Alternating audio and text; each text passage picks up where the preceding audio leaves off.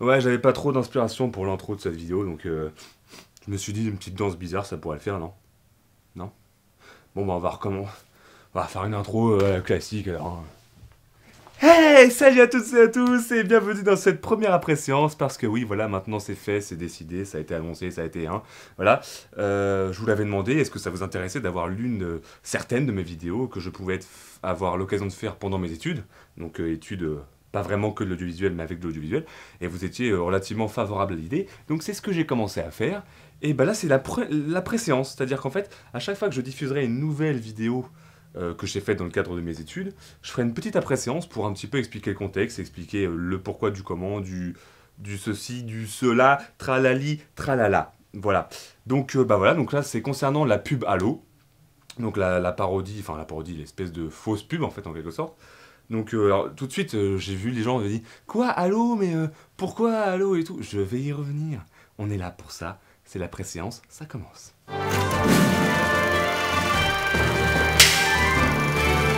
Pour commencer, on va expliquer un petit peu le contexte de cette vidéo-là, hein, parce qu'en gros, cette vidéo-là a été faite dans le cadre d'un exercice je crois que c'est en gestion de projet, ou en marketing, je crois que c'était quelque chose comme marketing, enfin, gestion de projet, marketing, mercatique, ce genre de choses.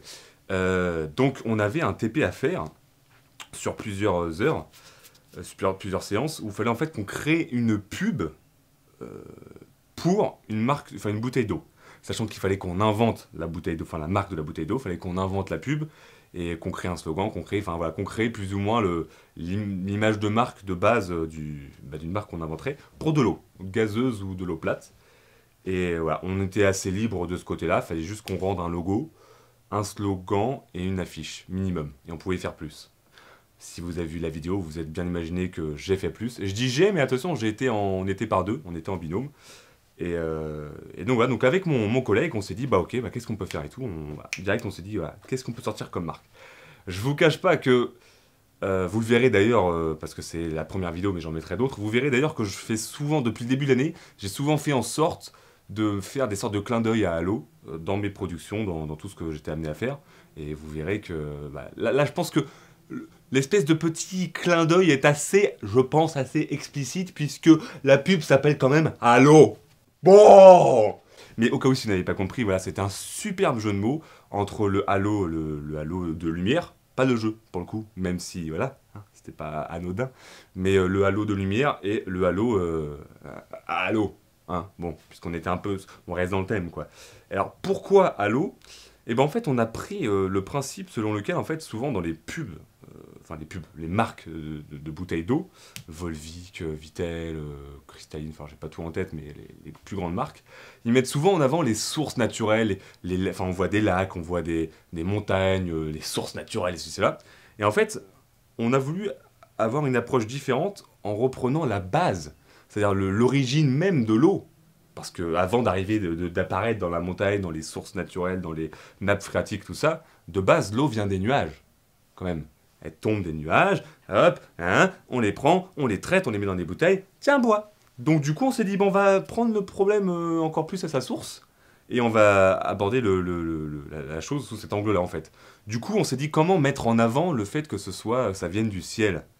Le ciel, c'est quoi? C'est l'est, ciel, qu'est-ce qui fait que l'eau se condense? C'est le soleil, la chaleur, paf, paf, pouf, pouf. Halo, halo de lumière, halo, je noue avec halo. Boum! Image de marque, Vittel, pas te faire foutre, Volvic, pas te faire foutre avec leurs enfants qui dansent, non, non, non, non, c'est fini ça. Halo, la nouvelle marque, voilà, ça va. Donc voilà, globalement c'était un peu l'angle qu'on avait choisi. Pour ma part, ça me faisait d'autant plus plaisir parce que ça faisait un gros clin d'œil à vous, à ma chaîne YouTube, enfin à tout ce que je fais en dehors des études. Donc ça me faisait d'autant plus plaisir qu'on ait choisi ce nom-là. Donc voilà, donc on a choisi ce nom, et pour le logo, donc vous le voyez apparaître sur votre écran, alors le logo en fait en gros on a choisi de rester dans le thème qu'on avait un petit peu abordé, à savoir tout ce qui est céleste, et rester dans le délire halo, halo lumière. Donc on a pris un logo doré, puisqu'en fait on s'est rendu compte en faisant des recherches que les marques que j'ai citées avant, même Perrier, enfin peu importe quelle marque de boisson, souvent c'est soit écrit en bleu ou parfois en rouge. C'est les deux grosses couleurs qui ressortent en fait. Bon, bah, le bleu, ça paraît logique, et puis bah, le rouge, c'est pour ressortir avec le bleu, et puis il y a peut-être d'autres significations qu'on n'a pas trouvées ou cherché à comprendre. Ça pour dire que c'était les deux couleurs qui ressortaient. Et on s'est dit, bah, on va encore plus se démarquer des autres, en plus de l'idée de ça vient du ciel, hein. On s'est dit, on va prendre un autre délire qui va être le côté doré, la couleur dorée, jaune doré, qui n'est pas utilisée dans quasiment en tout cas aucune autre marque de bouteille d'eau, je crois. Pas en France, en tout cas à ma connaissance. Donc voilà, donc aussi on va encore continuer dans cette démarcation par rapport à la concurrence, puisque c'est un peu ça, hein. Quand on crée quelque chose, il faut faire en sorte que ce soit un petit peu original. Donc on a fait ça, en sachant que vous avez vu le haut est un petit peu plus brillant, vu que c'est un anneau, vu que c'est un halo. Voilà, c'est toujours... on a de la suite dans les idées, hein, on fait pas semblant, nous on fait pas des études pour rien. J'allais dire marketing, voilà, quoi, pas la peine de faire des années de marketing quand on a déjà le swag, quoi, quand on pèse, comme je dis. De toute façon, mon collègue et moi sommes propriétaires, il faut le savoir. On est propriétaires depuis maintenant un bon paquet d'années.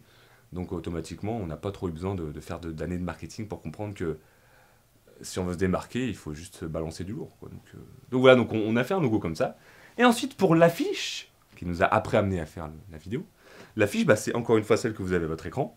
Donc l'affiche, en gros, on est parti dans un délire où on reprend quand même le délire selon lequel on va puiser l'eau dans des sources naturelles, mais des sources, je dirais, terrestres, si on peut dire ça comme ça.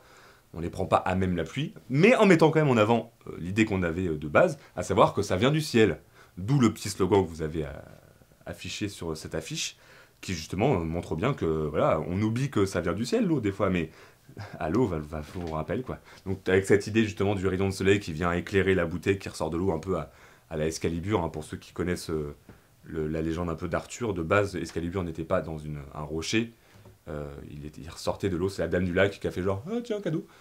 Bah forcément, voilà. Donc on est parti un petit peu dans cette espèce de clin d'œil qui avait moins de rapport avec l'univers de l'eau de source, tout ça.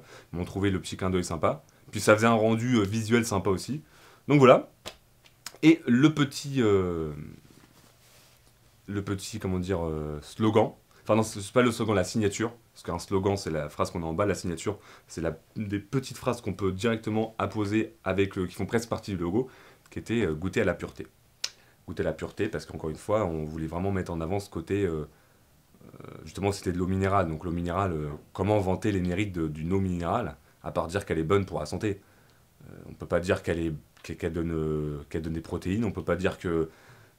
Enfin voilà, de l'eau, ça reste de l'eau, quoi. Donc tout simplement, bah, la pureté. Bah, vu que l'eau, c'est la pureté, c'est l'une des seules choses naturelles qu'on a encore sur cette magnifique planète, quand même, faut se dire. Donc on s'est dit, voilà. En plus, on a écrit « Goûter la pureté », un peu comme si c'était en diamant, hein. Donc le nom du logo est écrit un peu doré, le slogan et la signature sont écrits un peu comme si c'était presque des diamants un peu, donc toujours rester dans l'aspect de pureté, Oui, non mais je voulais... Rien n'est fait au hasard, rien n'est fait au hasard.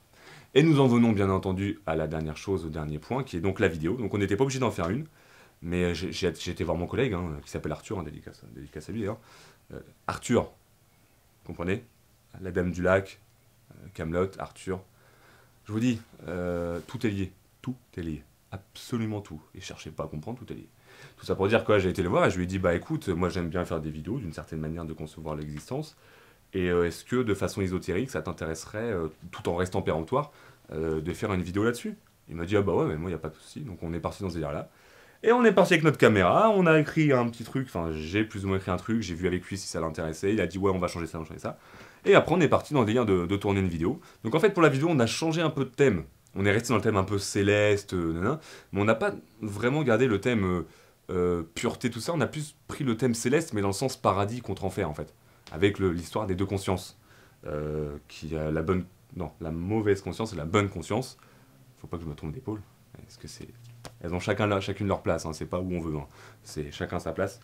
Et voilà, donc reprendre l'esprit un peu de ouais, ça vient du ciel, avec l'aspect paradis, enfer. Et jouer un peu sur le côté aussi tentation. C'est-à-dire que, en soi, boire de l'eau, on boit de l'eau quand on a soif. Et nous, on a voulu vendre le produit comme s'il était tellement bon, enfin, l'eau était tellement pure, tellement rafraîchissante, que même quand on n'a pas nécessairement soif, on a envie d'en boire. Et comme des consciences, ça ne peut pas boire, hein, ce que lui fait comme reproche d'ailleurs on va dire le diable, ou en tout cas la mauvaise conscience à la fin, une conscience ça boit pas, de toute façon, une conscience ça parle, c'est déjà pas mal. Et bah, ils avaient tellement envie d'en boire qu'ils étaient jaloux et qu'ils faisaient tout pour qu'au moins, si eux ne pouvaient pas boire d'eau, bah moi, du coup, mon personnage ne pourrait pas boire de l'eau non plus. Ce qui n'était pas très cool de leur part, mais c'est compréhensible, hein, la jalousie c'est naturel, hein, c'est humain. Donc voilà, et donc on est parti complètement dans ce délire-là. Et bah je trouve que le résultat, enfin visiblement vous avez l'air d'être de même avis, mais je trouve que le résultat est vraiment sympa. Et puis bah comme toujours le tournage était assez marrant, il y avait deux trois petites anecdotes assez sympas, à commencer par faire apparaître les consciences sur mes épaules. On a utilisé un fond bleu qui était présent là-bas, sauf que je vous montre les images. Euh, je suis venu avec un peignoir qui était bleu de base. Même si vous n'êtes pas des pros en termes d'After Effects, enfin je veux dire d'effets spéciaux et tout, vous vous doutez bien pour réussir à démarquer une couleur bleue sur un fond bleu, ça a été très intelligent de ma part. Hein. Vous vous doutez bien que je suis quelqu'un de très futé, de toujours très rusé dans ce que je fais. Et là, ça a été vraiment une continuité de ma grande ingéniosité, hein, ma grande force d'esprit, me dire hey, on a un fond bleu, c'est génial, on va pouvoir faire un truc sur un fond bleu pour faire apparaître les anges, enfin les consciences. Et mais je vais venir avec un peignoir bleu. Ah ouais, non, je pense réellement être quelqu'un de très très très très intelligent. Je pense c'est dans ces moments-là que je me dis que les chiens font pas des chats, quoi. J'ai envie de dire, quand je vois la famille dans laquelle je suis, j'étais obligé d'être autant intelligent, quoi. J'ai envie de dire, donc déjà, je me suis bien marré pour faire les effets spéciaux. Ça a été très amusant à détourer. Et il y avait des conditions assez marrantes. Par exemple, on a dû tourner tout ce que vous avez vu, la vidéo s'est tournée en 1 heure. Alors vous allez vous dire, oh 1 heure pour faire 2 minutes de vidéo, c'est rien. Oui, sauf qu'il a fallu répéter les textes, il a fallu se mettre d'accord sur les plans de caméra. Je vous laisse même pas imaginer. Je vous montrerai un jour avec quelle caméra on tourne. Dans une de mes prochaines après-séances, je vous montrerai quel genre de matos, avec quel genre de matos on tourne. Et en fait, c'est du matos, c'est pas la petite caméra que vous avez à 400 boules à Darty, et vous appuyez sur un bouton, ça enregistre, vous appuyez, c'est fini, et ah non! Non, non, non, parce qu'en fait, sur ces caméras-là, comment vous dire, vous avez déjà vu, je sais pas, le film par exemple Star Wars avec l'étoile noire. Vous savez l'étoile noire, le moment où ils activent le canon là, puis ils ont 1 milliard de boutons. Et ben il y a quasiment autant de boutons, sauf qu'au lieu d'avoir un tableau de bord qui fait je sais pas combien de mètres sur je sais pas combien de mètres, non, là c'est juste sur une caméra qui fait ça quoi, une caméra ça, et t'as 1 milliard de boutons. Alors il faut régler enfin il y a un tas de choses à régler, et même pour mettre des micros et pour enregistrer du son, en fonction si t'as un micro perche, un micro cravate, un micro ceci, un micro cela, c'est pas les mêmes réglages, il faut faire attention à la saturation, à ceci, à cela, là, voilà. Donc en gros, ça a été très amusant de tourner ça parce qu'on a passé plus de temps à régler la caméra, les réglages et tout, que de tourner en fait. Ça a été très amusant déjà de base, mais quand vous verrez la caméra, vous comprendrez peut-être plus. Et, euh, et même chose pour tout ce qui va être du tournage en lui-même. J'ai fait en sorte de faire tout d'une traite. C'est-à-dire qu'à chaque fois que je faisais soit l'ange, soit le démon, je faisais en sorte de faire tout d'une traite. Avec Arthur qui était derrière la caméra, qui me donnait le repère en lisant les répliques auxquelles je devais me renvoyer, quoi, me repérer. Et ça a été assez amusant parce que bah, j'aime bien jouer l'acteur, il n'y a pas de souci, mais de base, je suis pas forcément. De base, hein, je suis pas un acteur en tout cas. Et du coup, j'avais pas forcément bien révisé mon texte. Et je me suis retrouvé plus d'une fois à dire, il y avait Arthur qui me disait, bon je connais plus les paroles exactement, mais quelque chose comme ah ouais, et pourquoi tu aurais le droit de boire de l'eau? Puis moi j'étais là, ouais, genre, ouais, t'as trop raison quoi, on va reprendre. Et du coup, on devait enregistrer tout depuis le début et ça a pris du temps.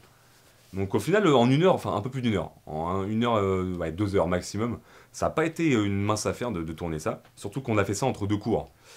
Et on avait cours d'espagnol après, je crois. On devait faire de la piñata d'ailleurs. Avec mon pote, avec un autre pote, on avait organisé une piñata, c'était marrant. Donc ça, c'est un autre sujet, mais du coup, on était en retard et on était un peu stressé, quoi. On était un peu stressé parce que c'était un oral noté et on pouvait pas se permettre de rater le cours d'espagnol. On pouvait se permettre d'être un peu en retard, mais pas être absent. Donc on était pressé. Et il fallait qu'on tourne cette vidéo-là parce qu'on était ric-rac après au niveau du temps. Donc il fallait absolument qu'on la tourne. Donc ça a été assez marrant de tourner ça dans ces conditions-là. Après, à savoir que de toute façon, personnellement, j'aime bien marcher à la pression. Moi, je marche à la pression. Je peux pas m'y prendre 10 millions d'avance. Faut que je m'y prenne à peu près la veille ou le jour même, ou 1 heure avant. Enfin voilà, c'est trop à l'avance, c'est nul. Donc ça allait, mais c'était quand même bien stressant. D'autant plus qu'en plus de tout ce que je vous ai dit avant, il y a eu un problème de bruit, parce qu'on a fait ça sur l'heure du midi, du coup. Et en fait, on était dans les locaux de l'IUT. Et il y avait des gens qui passaient et qui criaient dans les couloirs, genre hey, tu manges où ce midi truc comme ça. Je vous cache pas que ça nous a un peu chagriné quand on était en train de faire l'enregistrement, ou justement pas dans le studio, mais en dehors, où je suis en haut de l'escalier, parce que ça nous faisait recommencer. Et ça a été très amusant de recommencer 10 000 fois une vidéo parce que voilà, quoi. Il y avait des bruits. Donc, bon. Mais c'est toujours pareil. Sur le coup, ça nous énerve, ça nous fait chier. Mais après, ça fait des anecdotes marrantes. On en rigole, quoi. On fait ah, tu te rappelles quand on a voulu faire des meurtres, qu'on a voulu étrangler des gens, leur frapper la tête contre le mur jusqu'à ce qu'ils aient plus la force de respirer. Ouais, c'était excellent. Mais ouais, putain, c'était trop marrant. Puis tu te rappelles quand la caméra elle marchait pas, puis qu'on avait envie de l'acheter par terre, même si c'était une caméra à 10 000 euros. Ah ouais, ça c'était vraiment fun. C'était la belle époque, hein. Voilà, c'est ce genre de choses, mais on en rigole après coup. Donc voilà, donc bah écoutez. J'ai envie de dire, je crois que je vous ai à peu près tout dit sur cette vidéo-là. Alors, maintenant, je pense que vous comprenez peut-être un peu mieux le contexte. N'hésitez pas, si vous n'avez pas compris d'autres choses, à en parler dans les commentaires. Et bah, en tout cas, je vous dis que la prochaine fois, je ne sais pas quelle vidéo ce sera. Parce qu'on a fait un peu tout. On a fait des faux reportages, des courts-métrages. On a fait un petit peu de tout, donc vous verrez bien. De toute façon, vous verrez par vous-même. Mais voilà, la prochaine vidéo arrivera prochainement. La prochaine vidéo arrivera prochainement. Ah, moi j'adore les phrases comme ça. Les phrases de pro, ça c'est, je suis un peu le pro. Putain. Ok, bah je vais m'arrêter là pour pas aller trop loin dans ma connerie. Et donc je vous souhaite sur ce une agréable soirée, matinée, une agréable nuit, une agréable vie, une agréable tout ce qui vous arrangera. Et je vous dis à très très bientôt. J'espère encore une fois que cette vidéo vous aura plu. Enfin, cette vidéo là maintenant vous aura plu et que la pub à l'eau vous aura plu. Et je vous dis à très bientôt pour d'autres vidéos. Et sur ce, je vais finir cette vidéo là en faisant une sorte de. Je suis venu en dansant, donc je vais repartir en dansant, ça me paraît logique. Donc je vais faire une danse.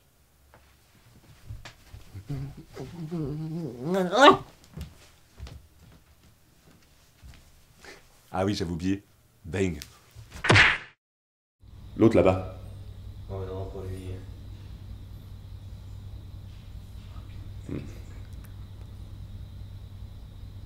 Oh non, pas lui. Putain, ça a fini. S'il vous plaît.